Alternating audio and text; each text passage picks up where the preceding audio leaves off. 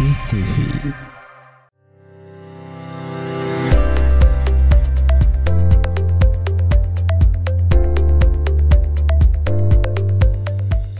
Assalamualaikum warahmatullahi wabarakatuh. Waalaikumsalam warahmatullahi Insyaallah. Ahlan Ustaz. wabarakatuh. Terima kasih sudah datang di Sahabat Cerita. Syukur aja undangannya. Masya Allah. Hanya bisa mentraktir minuman saja. Nggak ada masalah. Nah, terima kasih datang di Sahabat Cerita. Kita di sini bebas, akan banyak cerita-cerita, mudah-mudahan bisa memberikan inspirasi untuk Baik. penonton-penonton kita. Insyaallah. Nah, bicara tentang Ustadz Hasmar ya, Masya Allah, banyak mengundang inspirasi bagi pribadi saya. Nah, tapi bicara pribadi beliau yang saya tahu ya, sebelum seperti sekarang, antum memang kayaknya kejam dulu. Bagaimana nih? Dari mana tanya kejam? Banyak cerita-cerita gosip Ustaz. Ini perlu diklarifikasi nih. Katanya antum itu senior yang bikin takut-takut juniornya. Saya tahu kayaknya orang ini. Bisa nanti dikonfirmasi sama dia. Nanti bisa dikonfirmasi. Ya kalau itu sih istilahnya masa lalu. Oh, masa. Ya itu kan kegiatan SMA yang lalu, sekitar 20 tahun lalu lah. 20 tahun. Sekitar 2000. Ya saya kan tamat SMA 98. Ya, sementara waktu itu 98 pas saya kuliah di Politeknik memang juga masih aktif dulu di salah satu organisasi di sekolah. Kebetulan kita jadi istilahnya seniornya di sana, super senior kan. Jadi memang sering datang ke sana, bahkan dulu saya itu hampir malah lebih sering ke sana dibandingkan ke kampus. Gitu. Jadi kalau Sabtu Ahad biasanya itu lebih banyak ke sana. Itu organisasi kampus apa? Ekstrakurikuler sekolah. Oh, sekolah. Sekolah. Justru saya dulu waktu kuliah enggak aktif di kampus. Justru aktif di sekolah. Iya. Membina kayak pramuka gitu ya, di semua sana ya. Bukan kita dulu Palang Merah. Oh, Palang Merah, PMR. Ya. Jadi itu yang adik-adik tak semua. Itu semua yang kemarin beberapa itu yang sempat dulu kita bina di situ. Tapi saya sudah alumni di situ, enggak sekolah lagi. Jadi itu yang dibina dan akhirnya begitu dekat sama Dan itu salah satu yang membuat kita juga dekat di situ karena faktor itunya. Jadi mungkin dalam kacamatanya adik-adik dulu kita kejam, tapi setelah bergaul lebih lama ya mungkin ada sisi mereka merasa bahwa ternyata tidak seperti itu. Nah, apa yang bikin kita itu berubah total dari yang tadinya dianggap super senior sekali dan akhirnya kayak pendidik? Tidak ada sebenarnya. Artinya berjalan secara alami saja. Itu kan itu hari waktu waktu saya di SMA itu memang sempat pusing juga cari ekstrakurikuler. Sementara waktu itu pihak sekolah mengatakan semua siswa harus ada ekstrakurikulernya. Harus belajar. Saya mau masuk pramuka, kayaknya nggak cocok. Nah, artinya kurang ini. Pas itu hari kebetulan teman-teman panggil untuk ikut di Palang Merah, dan kebetulan ada beberapa teman-teman saya, teman SD juga sempat bergabung, makanya ikut bergabung di situ. Artinya saja, sekedar istilahnya turut rame. Iya, ikut saja. Ikut rame ya. Nah, yang lain juga begitu juga. Yang penting ditarik-tarik saja dulu. Itu kalau yang lain, kalau memang kan saya dari SMP sudah di OSIS memang. Cuma di OSIS itu sempat pegang memang rohis untuk SMP. Iya. Nah, jadi bidang rohis. Jadi memang kalau dari sisi religiusnya memang ya saya ini termasuk orang yang dari kecil juga memang sudah dididik sama. Iya. Artinya orang tua saya bukan ustadz juga, tapi memang dari TK itu saya di TK Aisyah, kemudian masuk mengaji juga kelas 3 kelas 4 SD itu kalau tidak salah, masuk di ada TKTP ada dekat rumah. Itu memang afiliasinya ke Muhammadiyah. Nah, di situ mulai mulai mengikuti terwarnai. Mengikuti proses kaderisasi. Bahkan SMP pun saya sudah masuk di situ, RM dulu namanya, Ikatan Remaja Muhammadiyah. Bahkan sempat jadi ketua rantingnya dulu. Saya SMP itu sudah jadi ketua ranting. Terus di sekolah juga itu hari jadi ketua Palang Merah. Itu pun sebenarnya tidak mau, tapi ya dipaksa. Nah, itu begitu perjalanannya. Saya juga heran kenapa adik-adik semua mengira saya seperti orang yang ya mungkin dari bahasa saja, dari garata-garataan barangkali ya itu. Itu kan bilang ya dari Ustaz Hasmar itu kalau mendidik malah laki. Nah, terkonfirmasi saya ternyata tidak begitu. Nah, bagaimana itu sebenarnya hakikat ilmu tarbiyah sendiri ya? Ya kalau tarbiyah sendiri sih sebenarnya kan awalnya kan kalau saya tarbiyah sendiri nanti setelah kuliah baru dapatkan banyak hal. Tapi kan itu dilalui. Ya, cuma ternyata setelah saya perhatikan ternyata memang apa yang kita lakukan itu kaderisasi kita mulai dari sekolah itu SMP SMA. Ternyata setelah saya lihat memang semuanya istilahnya model-model tarbiyah sebenarnya seperti itu. Nah, cuma memang barangkali ya karena memang ya kita sebagai senior memang ya pada waktu itu memang dituntut untuk seperti itu ya mungkin itulah barangkali yang menjadi anunya karakternya. Bahkan sempat adik-adik semua itu bilang saya ini senior misterius. Senior misterius karena saking itu apa? Saya kan istilahnya bukan juga kalau adik-adik lihat itu saya jarang senyum.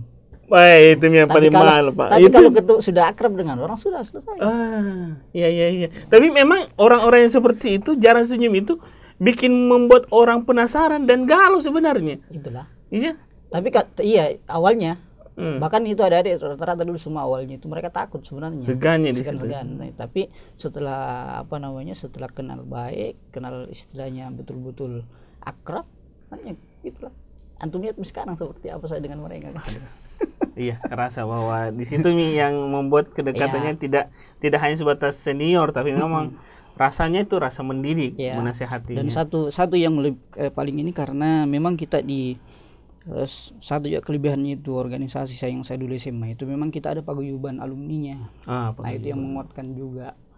Ya bahkan kalau saya mau bilang satu-satunya mungkin sekolah yang paguyuban alumninya paling paling solid ya khusus itu ya. Itu. Enggak apa-apa disebut SMA-nya kan? Ya SMA 5 dulu. Iya, karena musuhannya juga. SMK Kartika sama SMA 5.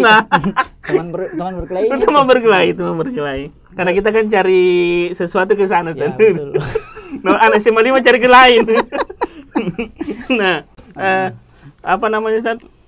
tapi yang paling menarik sama kita ini bukan orang tarbiyah di kampus, tapi lebih ke jurusan elektro. Iya betul. Di mana saya tertariknya tuh? Elektro. Ya mungkin karena faktor itu saya bilang, saya kan dari kecil memang sudah dekat yang namanya dunia religius. Nah, cuma memang saya sadar memang waktu SMA itu istilahnya sempat sedikit. Ya pas kita bergabung di Palang Merah mau tidak mau kan kita istilahnya agak bebas sedikit. Nah, tapi satu kesyukuran karena memang pada waktu itu saya tetap juga bergabung di ada namanya Kramnut. Ya meskipun sebagai anggota saja di situ, tapi apa itu kepanjangan? Kerukunan Remaja Masjid Nurut Tarbiyah. Dia rohisnya dulu di SMA di SMA 5. Nah cuma pada waktu itu kan karena saya terlibat di Palang Merah, akhirnya untuk gabung secara full di situ kan tidak mungkin. Karena kita juga ada amanah di Palang Merah, makanya pas masuk di situ. Ya istilahnya sebagai anggota saja membantu di situ. Artinya itu yang saya syukuri karena bisa terjaga di situnya. Jadi kenakalan kita mungkin yang termaafkan. Istilahnya orang kalau anak SMA kan dulu toh. Artinya ya mungkin ya adalah rem-remnya sedikit. Ya meskipun saya juga sempat ini juga. Saya yang tahu itu anak SMA tidak nana. Apa namanya? Istilahnya nakalnya pun kalau nakalnya dibilang nakal ya mungkin nakal yang standar lah. Nakal-nakalnya SMA seperti itu. Minimal tidak pernah ditawuran tante. Tawuran tidak pernah, alhamdulillah. Ya bahkan kalau teman-teman dulu coret-coret baju ya kita alhamdulillah. Tidak ya. Mungkin kalau dari semua teman-teman saya itu di Palang Merah saya sendiri yang tidak coret. Itu mungkin barangkali di temaku. Wih, Ustaz Nehan ini. Nah, ya faktornya di situ tadi karena kebetulan kita di anak Kramnut itu memang sudah sepakat semua. Kan kelas 3 kebetulan kelas 3 itu hari memang saya sudah agak lebih ke Kramnut. Ya meskipun tetap di Palang Merah bahkan sampai sekarang juga kadang-kadang kalau ada pertemuan saya masih sering. Jadi kalau dihubungkan dengan mendidik ini dengan dakwah, apa korelasinya? Kalau mendidik dengan dakwah, ya kalau dakwah kan istilahnya Ya, kalau kita bicara dakwah ada dua sebenarnya. Dakwah secara umum, ada dakwah secara khusus. Umum dan khusus. Umum dan khusus. Oke. Ya, kalau dakwah secara umum itu yang sifatnya mungkin ya banyak orang kan. Oke. Nah, Berarti dakwah jamaiyah. Jamaiyah. Jadi dia menyampaikan di depan orang banyak. Heeh. Nah, kalau dakwah khusus ini dan materinya umum. Umum. Ya, dia bukan materi-materi yang sifatnya ini. Artinya menambah wawasan, tapi dia tidak, orang-orangnya itu tidak terkontrol. Ganti-ganti di orang. Kenapa? Orang-orang Iya, orang-orangnya berganti. Ganti. Nah, kalau dakwah khusus itu ada namanya tarbiyah. Nah, Tarbiyah. itulah tarbiyah ini yang kalau dari sisi bahasa salah satu makna tarbiyah itu adalah pendidikan memang. Dan inilah yang kemudian dia menjadi sebuah proses. Jadi bukan sekedar seperti dakwah umum tadi. Dia memang ada kontrol, kemudian ada materinya terstruktur. Nah, kemudian juga dia istilahnya berlanjut, continue seperti itu. Jadi memang terbentuk. Tidak berhenti tadi. Berhenti. Dan memang dikontrol. Antum tidak datang ya ditanya kemana. Seperti itu. Beda kalau dakwah umum kan. Anda mau hadir tidak ada masalah. Kita hanya datang mendengarkan saja. Itu artinya cuma menambah wawasan saja. Tapi berbeda ketika kita tarbiyah itu memang membentuk memang karakter pribadi muslim. Nah, kalau yang selama ini di corona kan ada juga tarbiyah online. Online. Itu kan wasilah saja. Artinya dia sarananya saja yang berbeda. Jadi kalau tarbiyah sebelumnya kan kita offline, itu kan pertemuan ketemu muka kan. Nah, kalau online ya karena memang kemarin corona kita ya terpaksa kita menggunakan itu karena memang dilarang berkumpul. Jadi kalau dari sisi substansi bukan di situnya sebenarnya, karena dia hanya sebuah wasilah saja atau sarana saja. Intinya sebenarnya programnya itu berjalan dengan baik itu tidak. Nah, lalu bagaimana cara terbaik kalau kita mau belajar? Karena kan ada juga orang awalnya mulai dari YouTube, misalnya nonton YouTube, dapat jawaban-jawaban pertanyaan-pertanyaan yang menyenangkan di YouTube, dan akhirnya ikut. Gitu. Bagaimana cara belajar yang idealnya memang kalau kita mau belajar, jangankan belajar agama, belajar umum saja kan kita harus bertahap. Kan begitu? Iya. Artinya orang mau belajar itu mulai dari TK, kemudian masuk SD. Kemudian masuk SMP dan sampai S3 malah. Betul. Bahkan salah satu merek HP itu sudah S20. Saking jauh sekarang ilmu adik. Jadi memang harus ada tahapan. Yeah. Jadi kalau ilmu dunia kita harus bertahap, bagaimana ilmu akhirat? Ilmu agama. Tentu kita harus bertahap. Cuma kan sekarang fenomenanya kita sekarang ini orang yang mau belajar ilmu agama itu kadang-kadang mau langsung S3. Langsung loncat. Nah, itulah enaknya kita di tarbiyah, karena di tarbiyah memang kita diajar dari dasar. Jadi meskipun mungkin kita sudah punya wawasan, tapi ketika kita bergabung dalam halaqa tarbiyah itu memang diajar dari dasar. Jadi memang terstruktur kita punya ilmu agama itu, dan pemikiran kita terstruktur juga seperti itu. Awalnya dari mana kan? Dari ilmu dulu atau adab? Kenapa? Kalau kita pelajari. Karena kan saya tahu banyak sekali pengetahuanku yang aku dapat dari YouTube ini. Terus saya mau ikut lagi, misalnya ketika ada yang berbeda pendapat sama saya, tiba-tiba salah. Itu sebenarnya kelirunya. Disitulah kelirunya kita ketika belajar seperti itu. Nah, kalau di YouTube kan kita tidak bisa saring. Artinya semua ilmu ada kan. Nah, kita juga kalau tidak ada istilahnya, tidak ada yang mengarahkan kita untuk belajar, susah. Ibaratnya gini, ya sekarang kan ini marak gitu tuh, ada mentor-mentor bisnis kan. Mentor bisnis toh? Iya. Mentor. Kalau bisnis saya kita butuh mentor, apalagi belajar agama. Nah, dan itulah gunanya Rasul diutus supaya menjadi mentor bagi kita untuk menjalankan itu, Islam itu. Jadi mentor terbesarnya umat Islam ya Rasulullah. Ya Rasulullah, seperti itu. Kemudian diikuti oleh para ulama, kemudian diikuti para muballigh, para dai. Lalu kenapa harus ada dakwah itu wajib, Ustaz? Nah, aku bilang, saya kira untuk ustaz itu dakwah wajib. Sekarang bisa ditaruh-taruh. Sekarang saya tanya dulu, Islam bisa menyebar karena apa? Berdagang, Ustaz. Itu kan berdagang. Tidak, Islam bisa menyebar dengan Islam. Bisa menyebar sekarang Karena apa? Dakwah. Dakwah kan. Nah, sekarang kita kalau antum pernah baca sirahnya para sahabat, sahabat itu ketika masuk Islam tidak ada yang tinggal belajar lama sama Rasulullah. Ya mungkin ada memang yang seperti misalnya seperti Abu Hurairah, seperti siapa Ibnu Mas'ud, memang yang khusus untuk belajar itu. Dan memang mereka jadi ulama, tapi kan tidak semua sahabat itu ulama. Tapi semua sahabat itu dai. Itu yang harus kita pahami. Dai beda dengan ulama. Beda. Ulama sudah pasti dai, tapi tidak semua dai itu ulama. Jadi karena syaratnya dai itu tidak mesti ulama. Yang penting dia punya ilmu yang dia bisa sampaikan, dia sudah bisa jadi dai. Jadi sebutannya dai. Iya, sebutannya dai. Bukan ustaz. Ustaz. Kalau ustaz itu kan istilahnya istilah belakangan. Dia istilah ustaz itu kan seperti guru. Iya, karena baku jangan sini kena bilang tapi ustaz mengajak dulu. Kalau di Saudi itu ustaz tidak sembarang. Gitu Ustaz. Sembarang. Artinya kalau kita di sini di Indonesia yang agak mudah. Sama dengan ulama, sebenarnya kalau ulama itu dia tidak sembarang. Tidak sembarang orang dikatakan ulama. Artinya kalau ulama itu kan salah satu ininya dia harus istilah yang pertama hafal Quran, itu yang paling penting. Nah, kemudian yang kedua paham dengan Quran itu.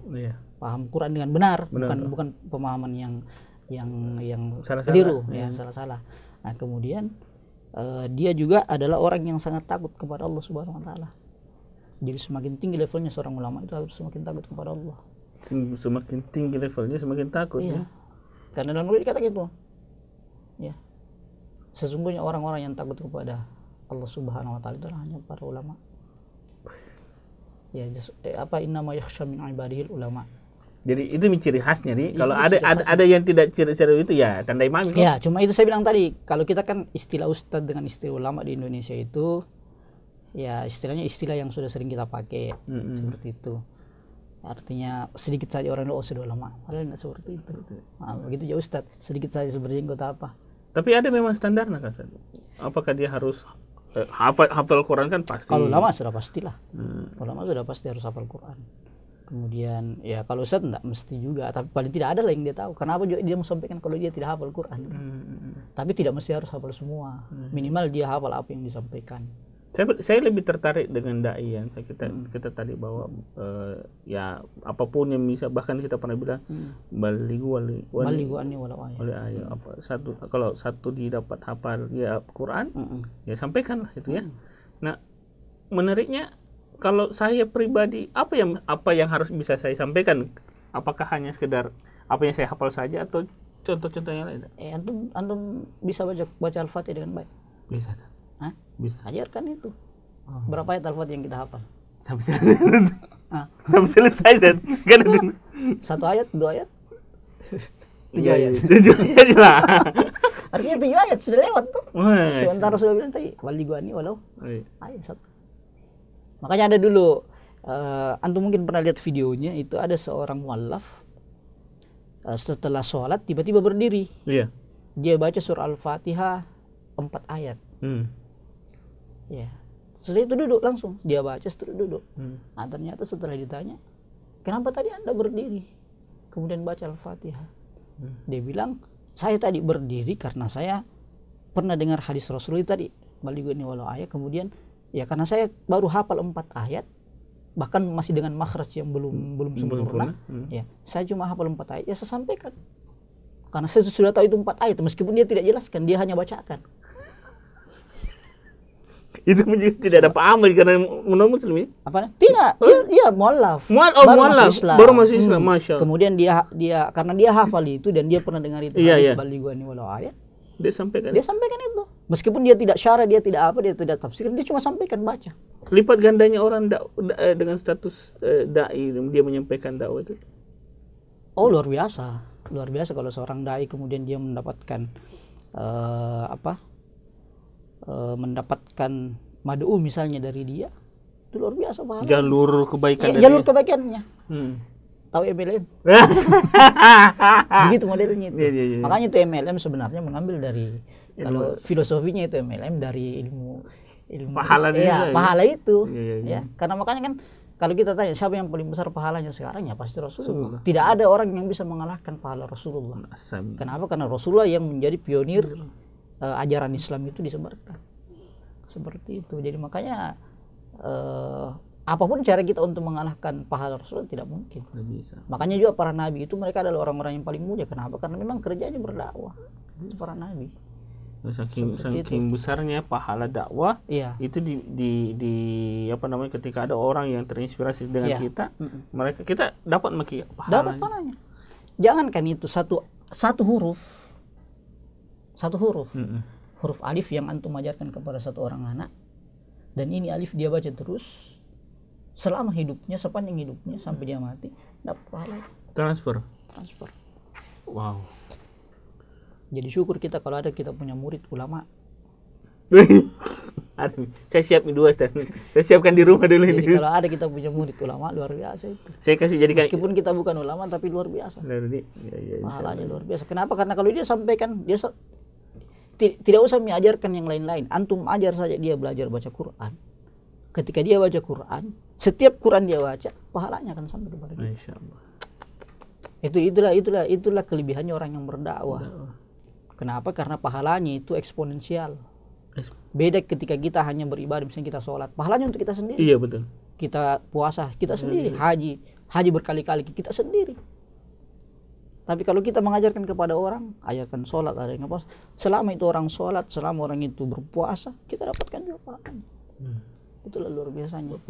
Makanya dakwah itu memang harus, kenapa dikatakan wajib ya, karena memang tidak bisa tidak Islam ini harus didakwakan.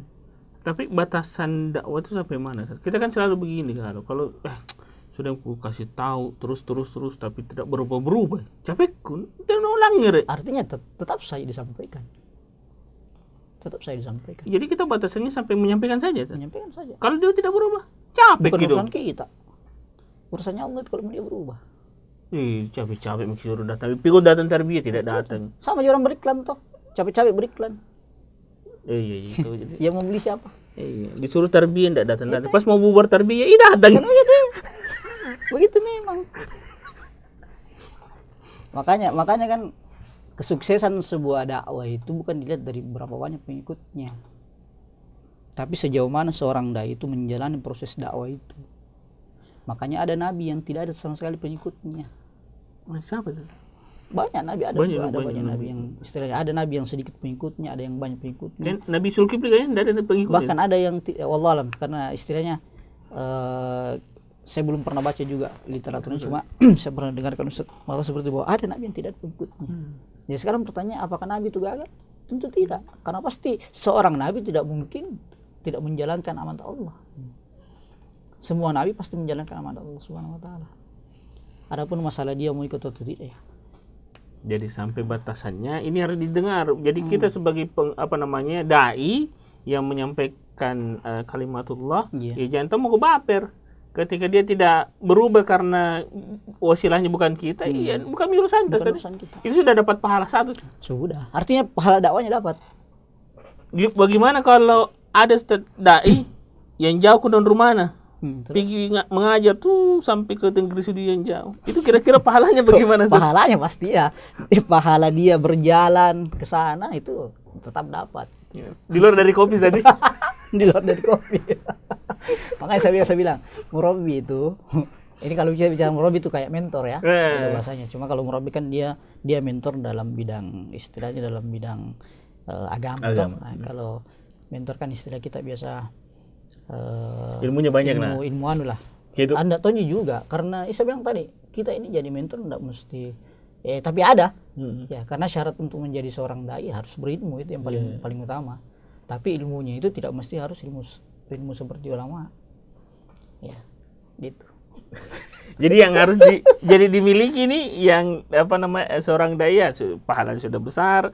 Mengajar lagi dari baru datang sampai selesai itu juga sudah bukan cuma itu, mempersiapkan materi dia sudah dapat pahala.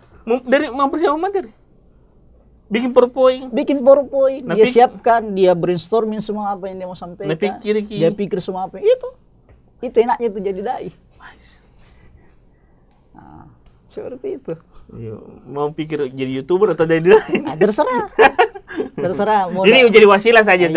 Kalau YouTuber kan itu wasilah aja semua. Wasilah semua jenuhnya. Artinya yang paling penting kita berdakwah. Dengan apapun yang kita miliki. Ya, tapi itu tadi, Kata Rasulullah, balighu anni, sampaikanlah dariku. Maksudnya sampaikan apa yang dari Rasulullah, bukan menyampaikan sesuatu yang tidak berasal dari Rasulullah. Kok dia bilang nenekku begini kan? Kenapa?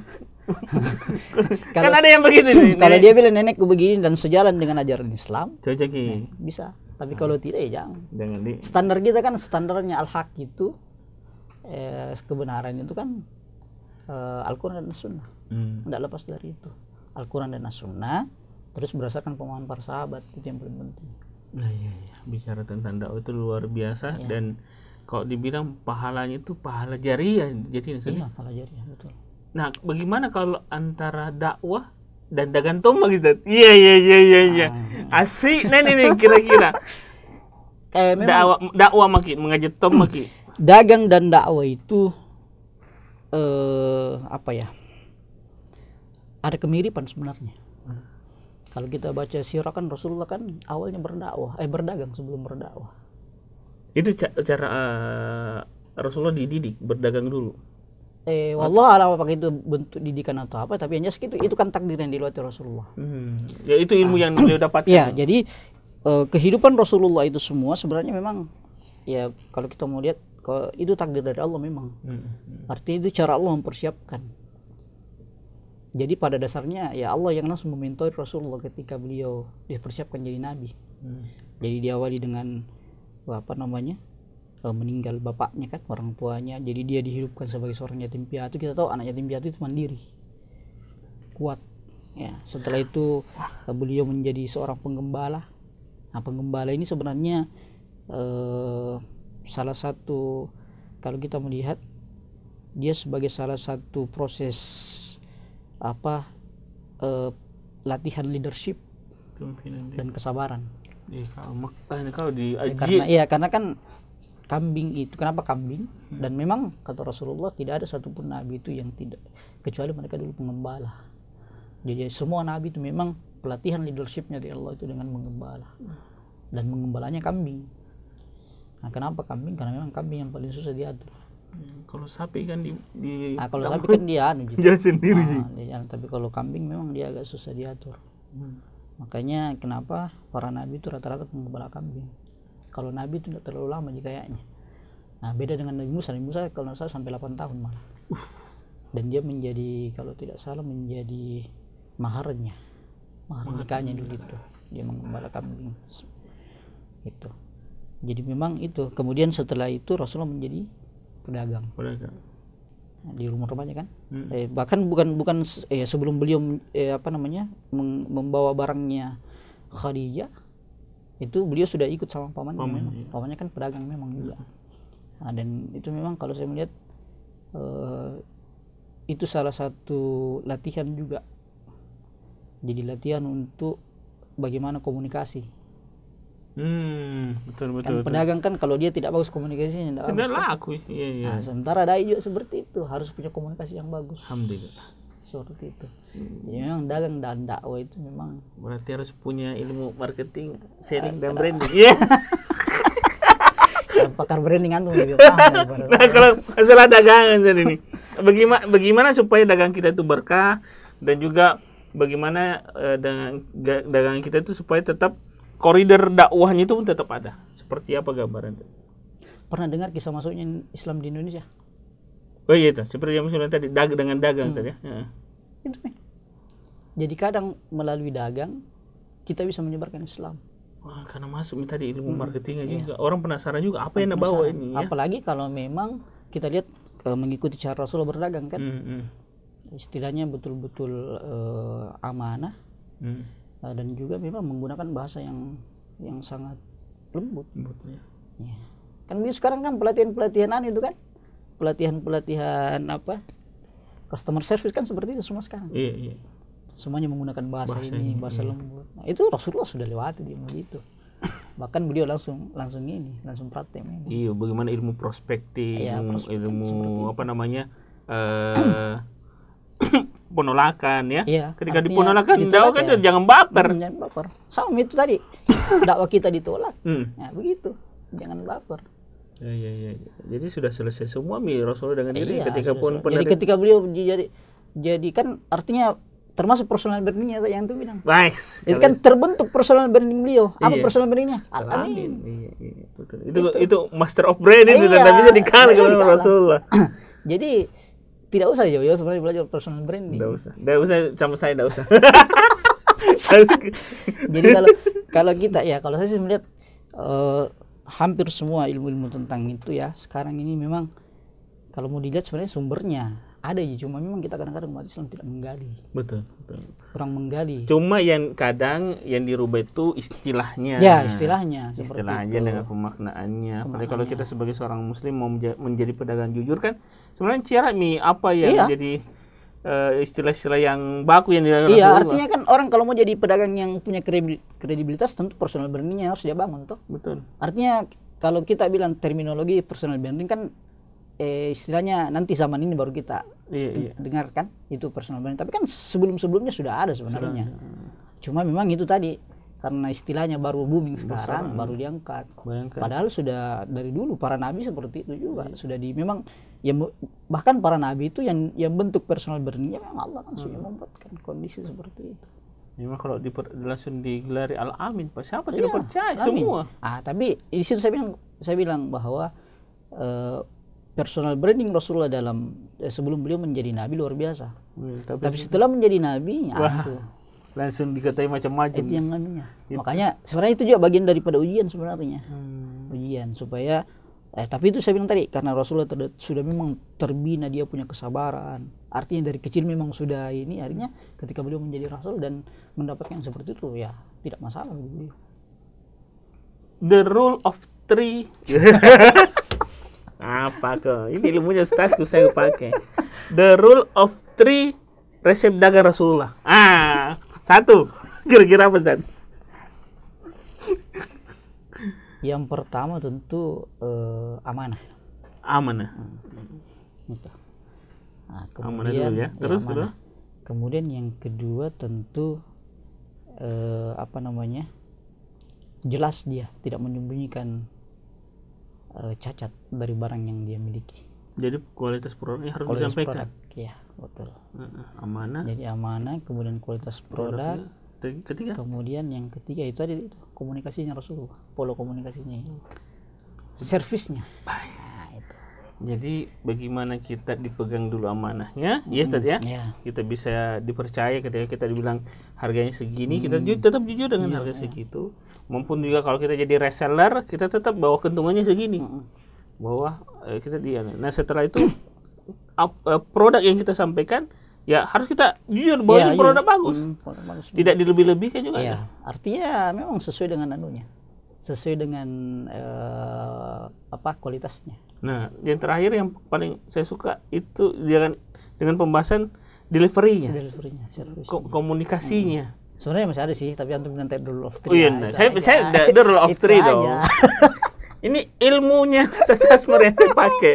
Ini tidak bisa keluar. Nah, bicara rule of three tadi, itu sebenarnya juga kalau kita perhatikan beberapa hadis-hadis Rasulullah itu banyak the rule of three. The rule of three. Ya, dalam Al-Quran juga pembahasan-pembahasan itu banyak the rule of three. Iya, betul. Antum ingat hadis tentang idza matal insan in qata'a amaluhu illa min salas. Jadi jika seorang manusia itu meninggal, maka yang akan ditanyakan kepadanya adalah ketika seorang muslim itu meninggal terputus amalannya kecuali 3. Iya. Dan selalu begitu. Pasti 3. Ya meskipun tidak harus ini patren tidak 3 harus ya. patron, Tapi kebanyakan kalau saya melihat memang kebanyakan ada beberapa hadis Rasul ya, termasuk ya kalau kita baca dalam Al-Qur'an ya banyak sekali yang hal-hal yang berkaitan dengan poin-poin itu. Saya tidak tahu apa itu memang metode ilahi atau metode apa. Makanya saya melihat seperti itu. Tapi Ya meskipun tidak semua, saya bilang tidak tidak semua ya. Tapi itu yang menjadi menarik bahwa ketika kita juga menyampaikan the rule of three, kita pun juga tidak susah-susah untuk menghafal. Setidaknya kan ada 3 poin. Kayak mana tadi, terus produknya harus berkualitas dan rekomendasi. Itu kan sudah. Oh ya, ini dulu perbaiki. Baru tambah cari lagi the rule of three yang lain. Bahkan pertanyaan malaikat dikubur kan 3. Jadi Tidak banyak tuh. iya, bahwa itu pun kalau kisi-kisi nah. Masalah anu wingi gitu tidak. Sudah jawabnya tuh. Iya. Benar. Jadi gitu. Nah, kalau bicara tentang kegiatan tak berarti dakwah dan dagang saja. Ya, kalau dakwah itu kalau bicara dakwah sih sebenarnya artinya mulai fokus itu tahun 2000, kalau nggak salah 2006 2007. Nah, sebenarnya kalau dagang juga dari dulu sebenarnya.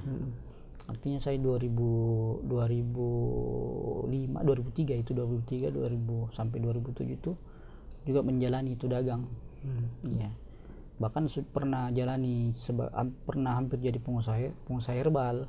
Nah, tapi kan herbal kalau dulu kan istilahnya ya mungkin ya kan itulah karena kita hanya modal semangat saja. Jadi begitu. Turun. Bahkan ada beberapa usaha sih pernah saya lakukan ya, tapi begitulah. Dia sifatnya fluktuatif toh. Jadi sih ya yang penting jalan saja dulu. Jalan dulu. Tapi sekarang lebih serius sekarang ke senda produksi lagi. Sisa distribusi itu. Karena memang kalau saya lihat sekarang ini kalau dengan pekerjaan kita sebagai seorang dai memang cocoknya ya jangan produksi. Yang pertama produksi itu besar. Betul. Biaya produksi besar, kemudian margin tidak seberapa. Nah, tapi kalau kita menjadi distributor atau minimal reseller ya, itu kan lumayan. Sudah bisa membantu, sudah bisa membantu aktivitas. Yang terpenting tadi kita katakan dakwahnya tetap jalan, dagangnya tetap jalan. Itu yang kasih bisnis. Makanya kalau saya melihat sih sebenarnya dagang dan dakwah ini tetap dia satu hal yang selaras. Sahabat kan rata-rata pedagang. Iya. Termasuk juga Kiai Haji Ahmad Dahlan kan pedagang. Nah, termasuk Kiai Hasyim Asy'ari pedagang. Tapi dakwah mereka tetap berjalan. Imam Abu Hanifah pedagang. Ya, itu Imam Abu Hanifah pedagang, bahkan beliau menjadi salah satu ahli fikih. Nah, kemudian Imam Bukhari juga. Imam Bukhari. Cuma bedanya kalau Imam Bukhari kalau tidak salah itu beliau kebanyakan investasi. Jadi beliau tidak jalankan langsung. Kalau Imam Abu Hanifah memang menjalankan. Ya. Bahkan kalau kita baca itu kisahnya Imam Abu Hanifah luar biasa juga itu.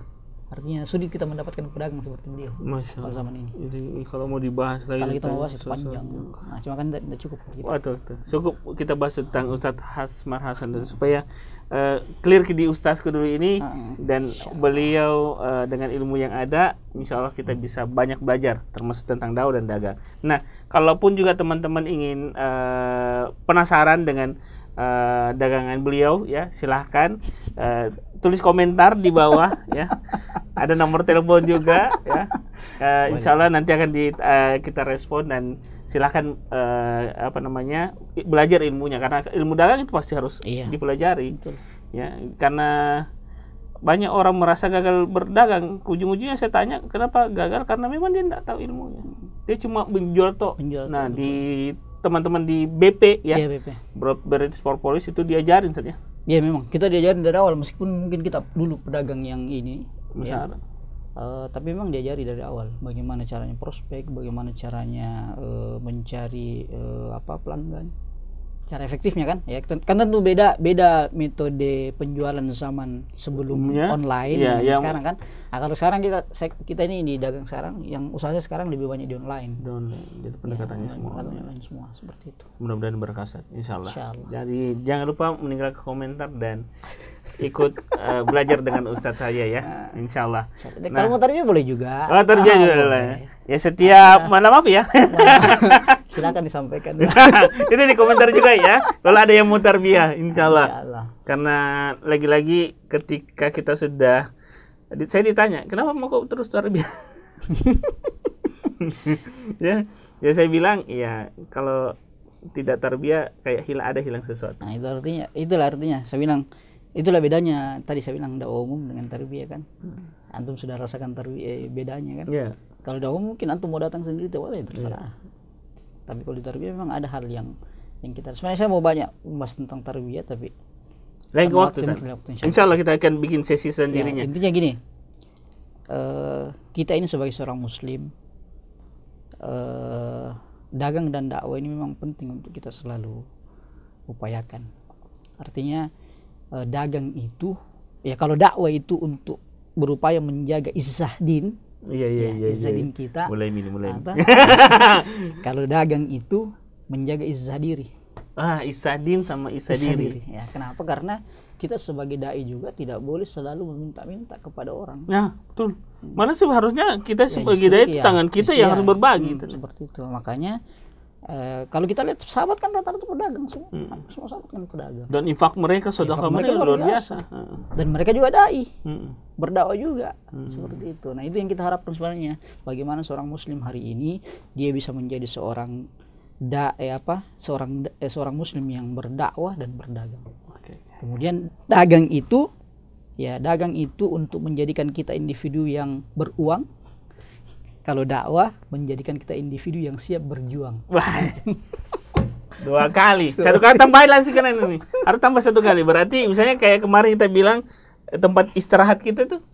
Istirahat kita di surga. Jadi surga itu tempat istirahat. Dunia tempatnya istiqomah. Ya, insyaallah 3 kali. Karena hanya dengan istiqomah kita bisa istirahat di surga. Masya Allah. Mau kerasa panjang ini, bisa 1 jam juga sesi 2 sesi nih. Tapi insya Allah kita akan bertemu lagi dengan topik menarik ya Ustaz. Mudah-mudahan bisa bergabung di rubrik insya Allah tentang tarbiyah kita ya. Baik. Di sini. Insya Allah. Terima kasih dari saya, Ustadz saya Hasmar Hasan, dan kita akan bertemu lagi di program Sahabat Cerita berikutnya. Assalamualaikum warahmatullahi wabarakatuh. Waalaikumsalam warahmatullahi wabarakatuh.